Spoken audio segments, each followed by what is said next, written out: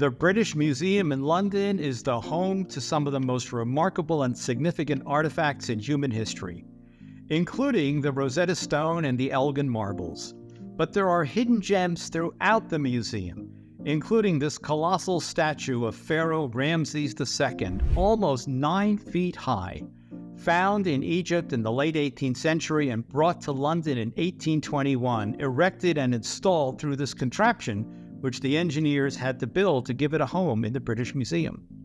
A few decades later, the great archaeologist A.H. Layard goes off to Iraq and excavates Nineveh, and he brings back the palace wall reliefs, including the king of Assyria hunting lions. Look at this beautiful artwork now installed at the British Museum. And then from British archaeology itself, the Lewis chessmen found on the Isle of Lewis and the Outer Hebrides of Scotland, these were made out of walrus ivory, walrus tusks in Norway in the 12th century, also now on display at the British Museum.